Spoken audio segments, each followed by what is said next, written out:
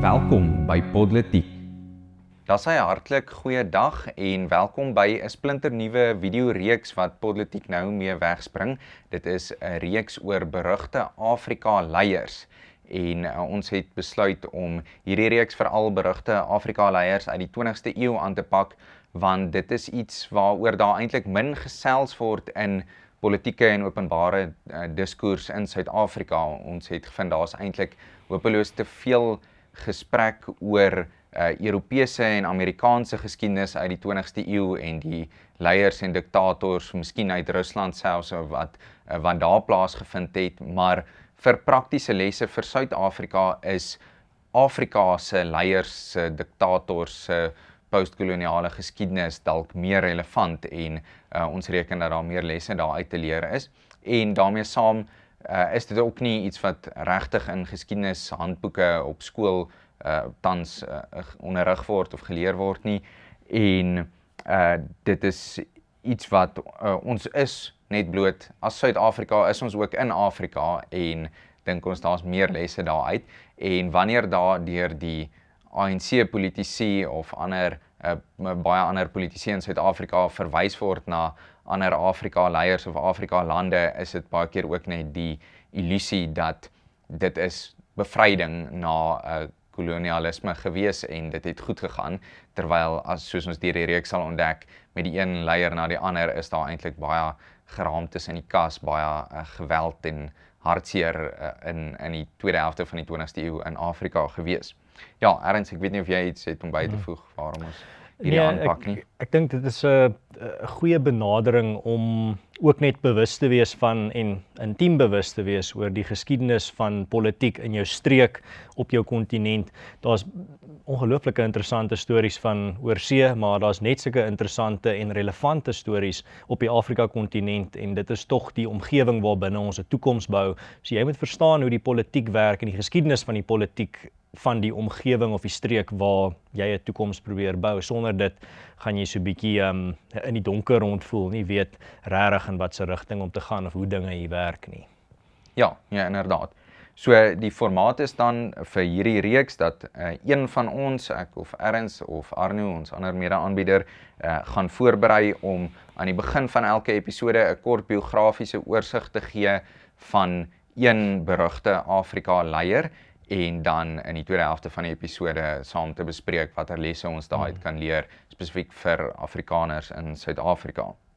So, sonder om dan verder uit te stel, sal ek dan wegval met die lewe van sy hoogheid lewenslange president, veldmaarskal Al-Haji Dr. Idi Amin, heer oor al die wesens op aarde en visse in die see en oorwinnaar oor die Britse ryk in Afrika in die algemeen en spesifiek Uganda. Dit dan die formele self toegekende titel van Idi Amin, die berugte Ugandese diktator. So Idi Amin is gebore in 1825 toe Uganda 'n Britse kolonie was. Sommige bronne sê in 1925 en maar daar's nie formele dokumentasie van sy geboorte nie. En wat ons wel weet is dat hy 'n lid van die Kakwe volk is wat in die noordweste van Uganda gebore is of daar woon. En sy pa het sy ma verlaat kort na sy geboorte en hy het sonder 'n pa groot geword en hy dan as jong volwassene aangesluit by die Britse weermag of die weermag van Uganda onder Britse bewind en hy het gou daar in die weermag opgang gemaak. Hy het as kind nie veel skoolonderrig ontvang nie, daar's nie baie detail bekend nie, maar duidelik nie veel skoolonderrig nie. En sy pa was 'n moslim en hy het op die ouend ook sy lewe lank ten minste nominaal met die moslim geloof geassosieer en dit was reeds in 'n tyd wat Uganda 'n Christen meerderheid gehad het of ook ten minste nominaal. Sy ma word daar gesê het heelwat tradisionele Afrika geloof en geloofspraktyke nog aangehang, maar selfs ten tye wat hy aan bewind gekom het, was hy as moslim deel van die minderheid en daar definitief meer Christene in Uganda gewees. Nou, Interessant ook, Idi Amin het terwyl hy in die weermag was voor onafhanklikwording aan boks deelgeneem en hy was vir 9 jaar lank Uganda se swaargewig bokskampioen en dit het op die ouend bygedra tot sy persepsie as sterk man, letterlik en figuurlik. En toe in 1962 verkry Uganda onafhanklikheid van Brittanje en soos met baie ander Afrika lande is dit 'n onstuimige tydperk gewees vir Uganda, die tydperk kort na onafhanklikwording. Idi Amin was steeds deel van die weermag, hy het reeds voor onafhanklikwording 'n geleidelike opgang in die weermag gemaak en sy opgang het net toegeneem na die onafhanklikwording en hy het dit veral reg gekry deur 'n bondgenoot te wees van Milton Obote wat die eerste, miskien dit hang af hoe dit gedefinieer word, die eerste president van Uganda was. So na 1962 was die aanvanklike model vir Uganda se onafhanklikheid dat een van die konings van die verskeie tradisionele koningshuise wat daar in Uganda was, verkies word tot president van Uganda, maar dit was soos genoem maar 'n onstuimige tyd en dit het nie sterk inkoop geniet nie. So teen 1966 is daar toe eintlik 2 aanspraakmakers op die presidentskap van Uganda. Die een was Milton Obote wat 'n politikus was en die ander die koning van die grootste koningshuis in Uganda, die Buganda koningshuis. En in 1966 het Milton Obote dit toe met die steun van Idi Amin toe reeds leier van die weermag reg gekry om president te word en die seremoniële koningshuis af te skaf. So teen 1966, laat 66 is daar toe slegs 'n president van Uganda, Milton Obote, en die tradisionele konings het nie meer 'n prominente rol gespeel nie. Nou, weens die optrede van Obote om die koningshuis af te skaf, is hy natuurlik nie alom 'n gewilde man gewees nie en is dit steeds polities onstuimig in Uganda gewees van 1966 tot 71 en toe in die tyd het Idi Amin nog baie uitgebrei aan die weermag. As hoof van die weermag het hy heelwat soldate bygevoeg en hy het veral gewerf onder lede van sy eie etniese groepering, van sy eie volk en nabye volke uit die streek waar hy vandaan kom, so het hy sy eie mag in Uganda al opgebou, nog voordat hy bewind oorgeneem het. En die president Milton Obote het bietjie die druk begin voel daarvan en sy verhouding met Idi Amin het begin versuur. En toe in 1971, terwyl Milton Obote die president oorsee was, het Idi Amin die geleentheid aangegryp en 'n militêre staatsgreep gelei en in April 1971 die hoofstad Kampala oorgeneem en dit het taamlik vinnig verloop en daar was nie swaar teenstand teen sy militêr geleide staatsgreep nie. En Milton Obote wat in daai stadium in Singapore was,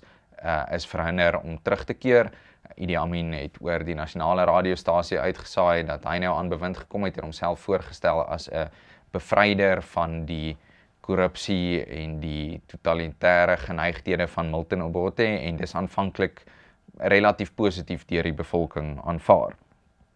Maar van 1971 tot 1979 wat Idi Amin se bewind uiteindelik gestrek het, het hy van die begin af weggespring en dadelik al die tipiese dinge gedoen wat diktators voor berig is.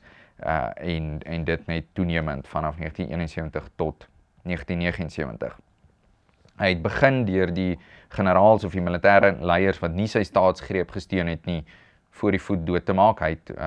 binne die enkele dae nadat hy bewind oorgeneem het, letterlik duisende ander soldate van kompeterende faksies doodgemaak. Teen 1972 het hy al die Indiërs uit Uganda gejaag. Hy het hulle 90 dae kans gegee en gesê, as jy 'n Indiër is, moet jy uit Uganda uit, want Uganda het in daai stadium 'n sterk groep Indiese sakemanne gehad. Interessant, dit kom daarvan af dat die Britse regering of Britse bewindhebbers reeds in die 1890s met 'n spoorwegprojek klomp arbeid ingevoer het uit wat destyds Brits-Indië was, en daar's heelwat van hulle wat agtergebly het en op die ou end 'n gevestigde deel van die Ugandese bevolking was. Maar Idi Amin wat geen geduld daarvoor gehad het nie, en hy het die persepsie gehad dat dit slegs 'n negatiewe teenwoordigheid is, alhoewel die Indiërs in daai stadium 90% van die belasting betaal het, het hy gesê uit die land uit, en dit het natuurlik ekonomies katastrofiese gevolge gehad sommer kort daarna. Idi Amin wat ook binne 'n week nadat hy aan bewind gekom het, die parlement bloot afgeskaf het en besluit het om per dekreet te regeer. Daar was 'n grondwet, en die grondwet het gesê op papier die grondwet is die hoogste gesag in die land. Hy het dit aanvanklik net geïgnoreer en kort daarna formeel daai klousule uit die grondwet verwyder en per dekreet geregeer soos genoem. Hy het deurlopend en toenemend oppositie getoon teen ander etniese groepe en ander volke onderdruk wat nie aan sy eie volk of sy eie streek vandaan gekom het nie. Hy het Uganda internasionaal geïsoleer en verskeie terreurgroepe gesteun. Hy het verskeie sektore van die ekonomie genasionaliseer, en dit het natuurlik katastrofiese ekonomiese gevolge vir Uganda gehad, en hy het 'n aanslag teen die intellektueles van Uganda geloods. Enige iemand wat 'n universiteitsgraad gehad het of net ver geleerd was 'n teiken in Idi Amin se oë. Hy het verder die regstelsel nie formeel ontbind nie, maar de facto oorgeneem deur klomp militêre leiers in basisse en streke in die land aan te stel wat eintlik maar die magistraat of die landdros van die omgewing geword het, en deur militêre tribunale die regstelsel vervang het. En so is daar dwars deur Uganda, maar veral in die omgewing van Kampala, waar die hoofstad waar Idi Amin self was, heelwat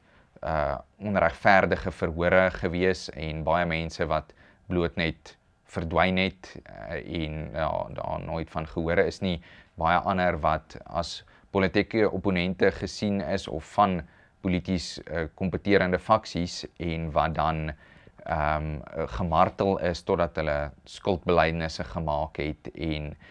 of van hulle vennote se name bekend gemaak het, en so het Idi Amin, soos diktators doen, sy politieke opponente uit die weg geruim en Uganda met 'n eystervuis regeer. En hy het dan natuurlik 'n geweldig opgeblaasde selfbeeld gehad, en hy het sulke uitgebreide titels vir homself toegeken, soos aan die begin genoem. Hy het homself die heerser oor al die wesens op die aarde en die visse in die see genoem. Hy het homself op 'n punt tot die koning van Skotland verklaar, en al sulke lagwekkende titels en toekennings aan homself gegee. Maar die res van die wêreld het egter die titel die slagter van Afrika aan hom toegeken, weens die geraamde 500,000 mense wat op sy bevel vermoor is tussen 1971 en 1979, en daar's nog veel meer wie se lewens net ontwrig is deur die breër onrus wat sy bewind tot gevolg gehad het. Nou teen 1978 is daar al 'n bietjie onrus in Uganda, ontevredenheid met sy bewind natuurlik, maar ten spyte daarvan het hy probeer om die Kagare streek van Tanzanië in te neem en die weermag daar ingestuur en aanvanklik sukses behaal om Kagare in te neem, maar Tanzanië wat natuurlik nie gelukkig daarmee was nie, en daar het 'n oorlog uitgebreek, en die Tanzaniese magte onder leiding van Tanzanië se president Julius Nyerere wat die oorlog gewen het, en nie net besluit het om Idi Amin se magte terug te stoot in Uganda nie, maar self Uganda in te neem en die Idi Amin se magte terug te stoot tot in Kampala, en die hoofstad Kampala is uiteindelik ingeneem deur die Tanzaniese weermag gesteun deur Ugandese oppositiegroepe en vir baie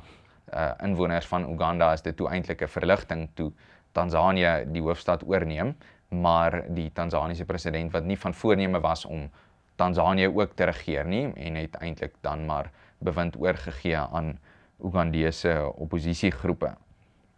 So in daai stadium in 1979 moes Idi Amin toe in 'n raas vlug uit Uganda en hy het aanvanklik gevlug na Libië waar Gaddafi vir hom 'n bondgenoot was en van Libië af kort daarna het hy verskuif na Saudi-Arabië waar hy uiteindelik gewoon het tot met sy afsterwe in 2003 op ongeveer 75-jarige ouderdom. So hy het uiteindelik geen gevolge gedra vir sy gewelddade in Uganda nie. Hy het geen verhoor gehad nie. Hy het in praktyk amnestie gehad in Saudi-Arabië en die Saudi-Arabiërs het net vereis dat hy nie self weer polities organiseer nie, maar hulle het self vir hom sakgeld gegee om die res van sy lewe rustig te woon in Jeddah in Saudi-Arabië. Nou, Uganda na Idi Amin het steeds nie 'n gemaklike geskiedenis gehad het nie. Daar is vir die 5 of 6 jaar na Idi Amin verwyder is heelwat staatsgrepe gewees, 5 of 6 verskillende presidente in die kwessie van 5 of 6 jaar en die een wat in daai tydperk die langste weer president was, is niemand anders nie as Milton Obote wat voor Idi Amin president was.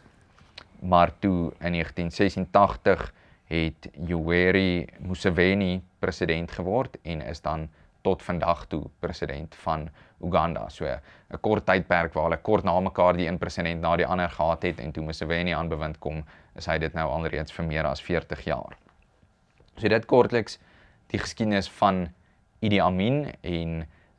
Uganda in daai tyd. So ja, ek weet nie Ernst, wat is jou eerste reaksie as jy hierdie verhaaltjie hoor nie? So daar's 'n hele paar besonderhede wat vir my uitstaan. Eerstens 'n persoonlike besonderheid is die feit dat hy uit 'n gebroke huishouding kom, wat ek dink my gevoel is, soos wat ons deur hierdie reeks gaan en verskillende van hierdie sterkman leiers gaan analiseer, gaan ons agterkom dat dit dalk 'n tema is wat na vore toe kom.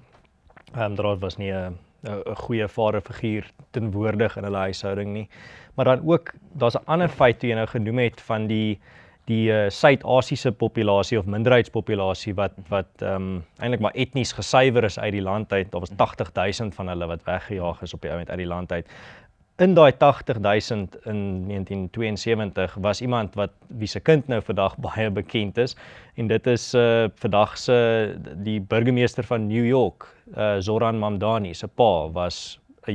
Ugandees en hy was deel van daai 80,000 wat weggejaag is deur Idi Amin. En dis baie ironies om dan nou te sien dat sy seun nou weer in 'n ander land in Amerika met dieselfde linkse politiek steeds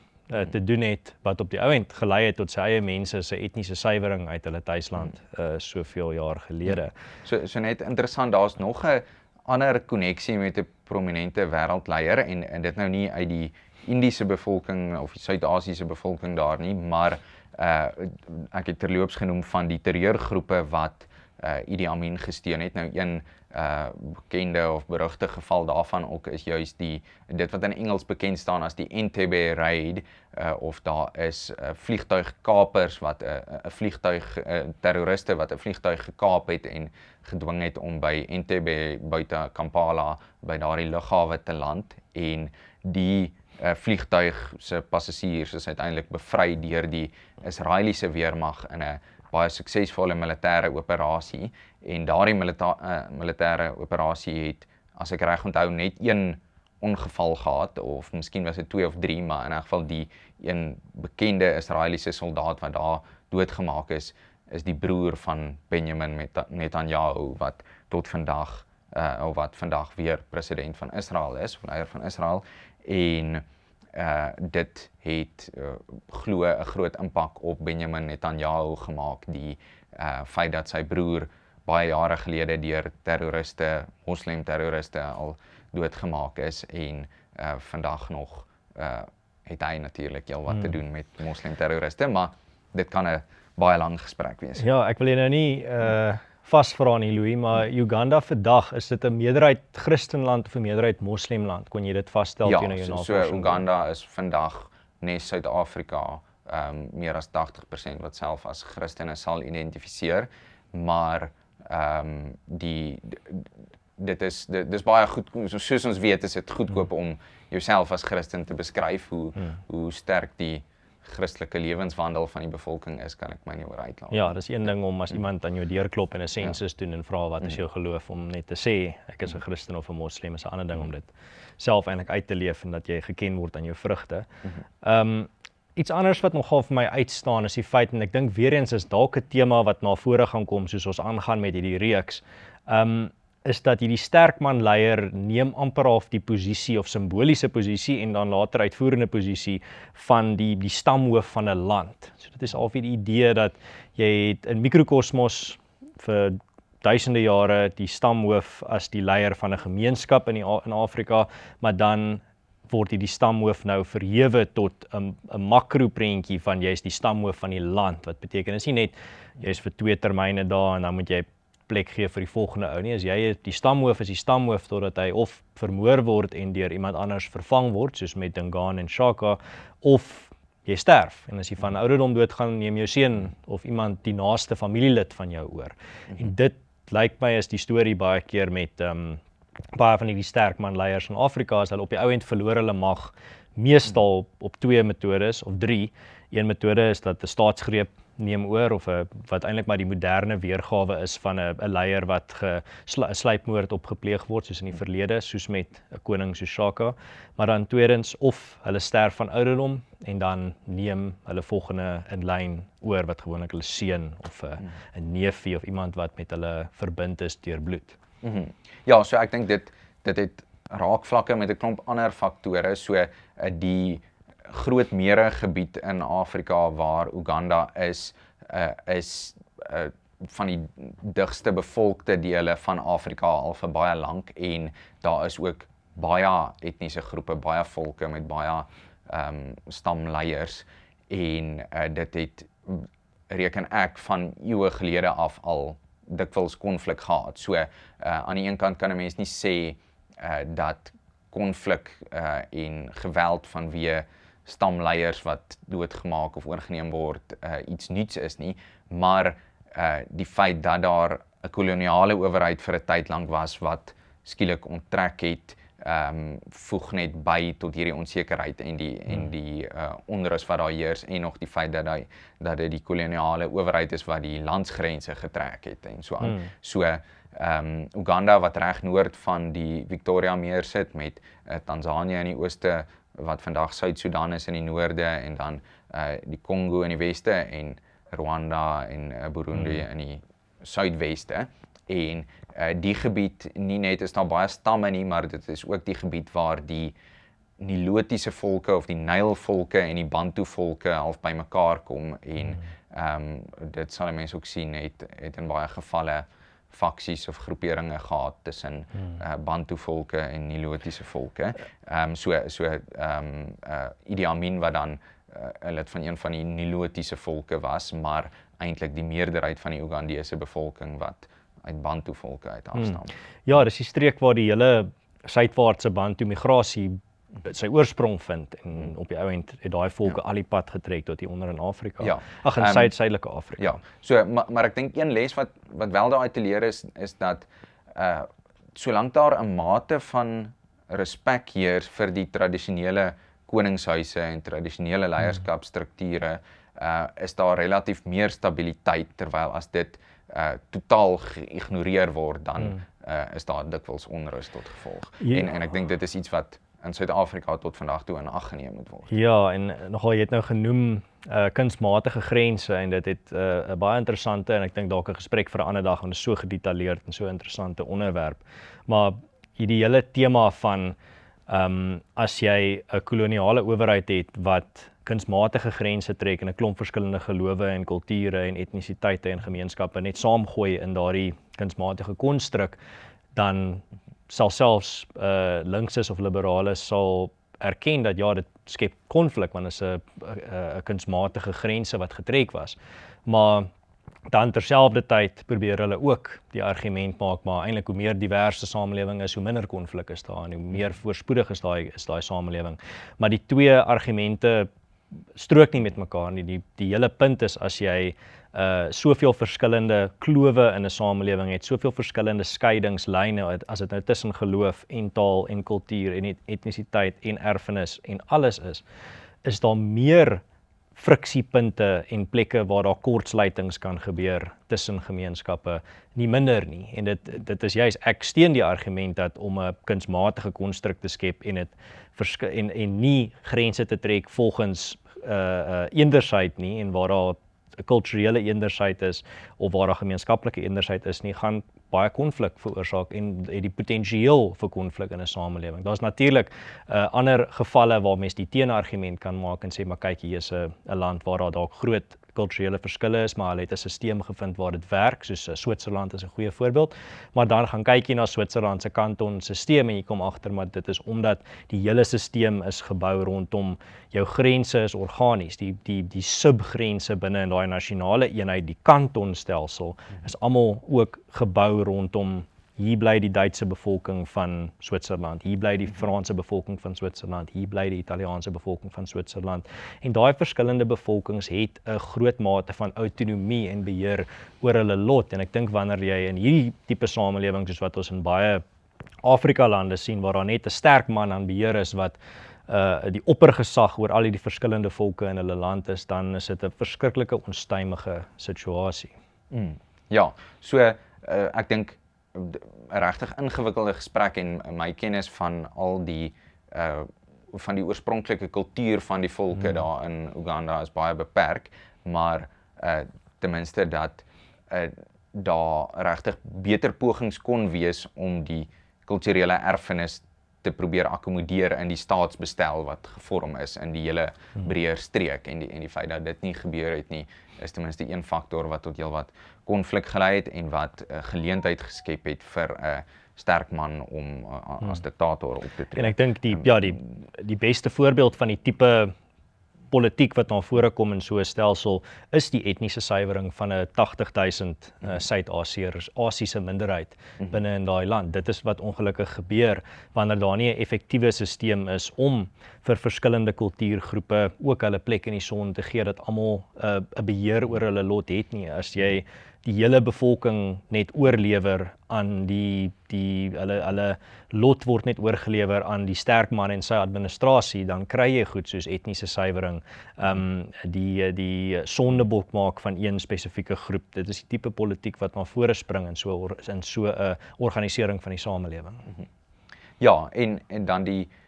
hele kwessie van die koloniale owerhede, dink ek is ook baie ingewikkeld, want aan die een kant is die blote verloop van die 20ste eeu van koloniale owerhede en die onttrekking van koloniale owerhede en net geweldige tegnologiese ontwikkeling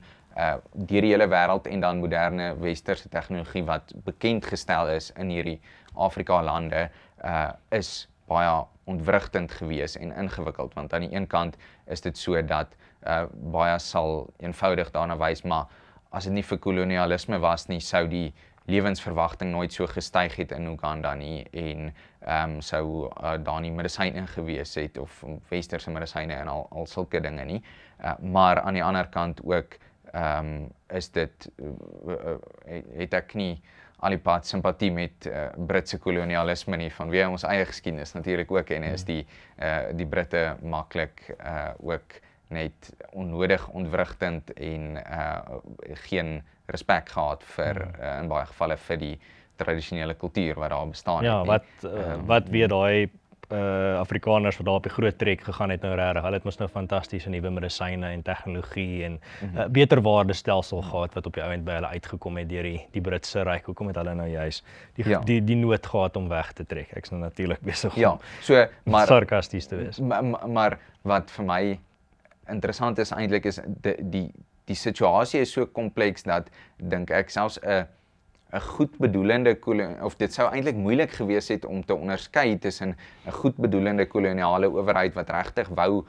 ophef aan die bevolking en hulle bes wou doen en bloot 'n slegte koloniale owerheid wat net wil arbeid uitbuit en die ekonomie ontgin, want dit skep net soveel wrywing ongeag wat jou poging is. En ek dink die beste wat 'n mens eintlik maar kan doen is om te sê, dit is die geskiedenis, dit is wat gebeur het, hoe vat 'n mens dit vorentoe, wat leer 'n mens daaruit? Ja, en dis genuanceerd en dis wat ons gaan probeer regkry met hierdie reeks wat ons nou gaan doen. Ek het net nog een opmerking wat ek wil maak voordat jy kan saamvat, Louis, maar dit is dat ek dink nog net 'n voorspelling van my, ek weet nie wie ons almal gaan oor praat in hierdie reeks nie, maar die eerste gevalle studie wat ons oor praat, het weer eens ook iets wat ek dink 'n tema gaan wees wat voortdurend na vore gaan kom, en is die tema van hierdie Afrika diktators wat beweer om hierdie groot Afrika nasionaliste te wees. Hulle is so lief vir die Afrika grond en vir Afrika, maar ek dink daar's die tendens wat ons gaan sien na vore kom is dat hulle almal sterf op vreemde grond. Hulle almal sterf in 'n ander deel van die wêreld, nie omring deur hulle eie mense nie, maar omring deur vreemdelinge, en dit dink ek is 'n tema wat ook my voorspelling is al hoe meer na vore gaan kom soos ons verder met hierdie reeks ook gaan. Ja, dis interessant iets waarna ek gedink het nie. Ek wil net nog so vinnig raak aan die hele kwessie van die Suid-Asiëse bevolking en die ekonomiese argument wat daar is iets wat vandag in Suid-Afrika ook baie geopper word, daar's gesê die Indiërs het die werksgeleenthede geneem van Ugandese en Afrikane, en daar's 'n totale wanbegrip in markkragte en die ekonomie gewees. Dit aan die een kant, maar aan die ander kant moet 'n mens wel nie dit totaal ignoreer nie. Daar is wel 'n mikrovlak waarop as daar net ten minste tydelik een pos beskikbaar is, een pos gevul kan word deur iemand van een volk of 'n ander volk, en daar is 'n miskien 'n onmiddellike argument as ek dit so kan beskryf, maar uiteindelik is die breër ekonomie 'n geweldige slag toegedien deur die belastingbetalers wat verwyder is uit die volke uit, en die wat sakevaardighede en industriële vermoëns ook gehad het in die land, en dit is iets wat 'n mens tel van dieselfde strominge in Suid-Afrika vandag op, en 'n mens moet versigtig wees vir argumente net soos jaag al die immigrante uit voor die voet. Dit aan die een kant, maar aan die ander kant moet mense ook nie dit totaal ignoreer en sê, ag, dis maar ewig goed of enige persoon die werk doen, geen immigrante kan geen negatiewe impak op die ekonomie. Hoekom moet ons nou regtig grensbeheer in die eerste plek hê, is aan die kant van die saak. Ja, en dan net laastens wat skep 'n teelaarde vir 'n diktatorskap of vir 'n sterk man om ongehinderd sy groeidade te kan uitvoer, is wanneer daar nie georganiseerde burgerlike groepe is nie, en wanneer daar nie 'n gewapende burgery is nie. En dit dan in Uganda in daai tyd is daar net hierdie vakuum gewees waar Idi Amin het die weermag georganiseer onder hom en kon dit vorentoe vat en kon sy gruweldade, sy geweldsdade uitvoer deur die weermag, en hy het nie teenstand gehad van georganiseerde burgerlike groepe nie en nie van privaat burgers met wapens nie, en dit dan ook dink ek 'n les wat mense in die algemeen kan vorentoe vat. Ja, ek het nie enige ander verdere analise daar nie, Louis, ek dink jy kan afsluit. Ja, dan daarmee kan ek net so vinnig saamvat oor Idi Amin is die eerste berugte Afrika leier waarna ons geloer het, en so